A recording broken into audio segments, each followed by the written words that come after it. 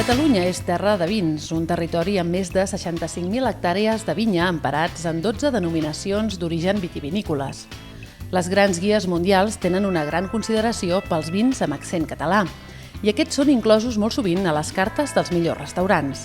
La DO Penedès és la zona vitivinícola més productiva de Catalunya, amb una producció anual d'entre 1,5 milions i 2 milions d'hectòlitres de vi. Destaca per la producció de vins blancs, lleugers i aromàtics, i en els últims anys ha apostat fort pels vins negres i rosats de qualitat, intensos i lleugers. Tenim a l'abast un producte de qualitat reconegut arreu del món i fet a casa nostra.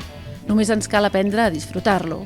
Per fer-ho ens ajudarà el sommelier Ton Colet de la taverna del Vinceum de Vilafranca del Penedès, amb qui tastarem vins i escumosos de la denominació d'origen penedès. En aquesta primera sessió farem un repàs de tot el material que necessitarem per tastar els vins al llarg dels diferents programes.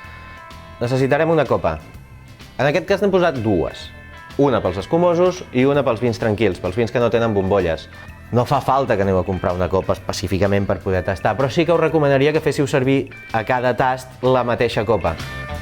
Per obrir les ampolles de forma adequada ens farà falta un obridor amb una part tallant i un tirabuixó. En totes les ampolles acostumen a tenir una part més ampla al final de tot, en el broc. Doncs arrepengeu el tallant a la part més gruixuda, li traieu tota aquesta part de la càpsula i així quan serviu el vi només tocarà vidre, no passarà per aquesta càpsula que pot haver estat manipulada i que pot fins i tot donar-nos algun petit matís que no trobaríem en el vi directament.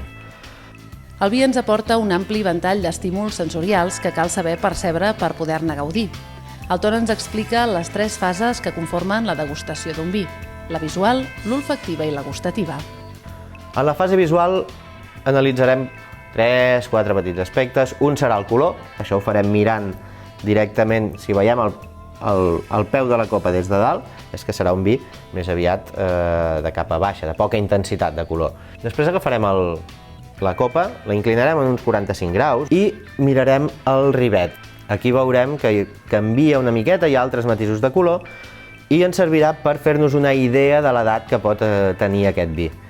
La fase olfactiva ens permet identificar els aromes i fer-ne un seguiment al llarg del temps. Pensem que el que ensumem són substàncies que són volàtils, s'evaporen cada una amb una densitat i queden estratificades en diferents nivells dins la copa. Un cop remenada tenim dues coses: que impregnem totes les parets de la copa de vi, de la manera que serà més senzill que després es desprenguin tot tipus d'aromes, i a més, doncs, aquesta estratificació dels aromes la barregem.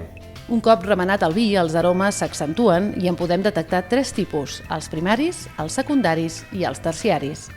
Els primaris són olors de la fruita, els aromes secundaris serien aromes provinents de la fermentació d'aquest most passant cap a vi, i els terciaris vindran més aviat de la criança.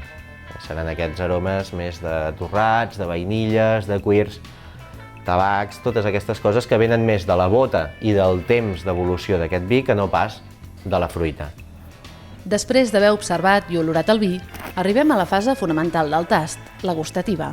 I notarem diferents passos. Primer serà el que en direm l'atac.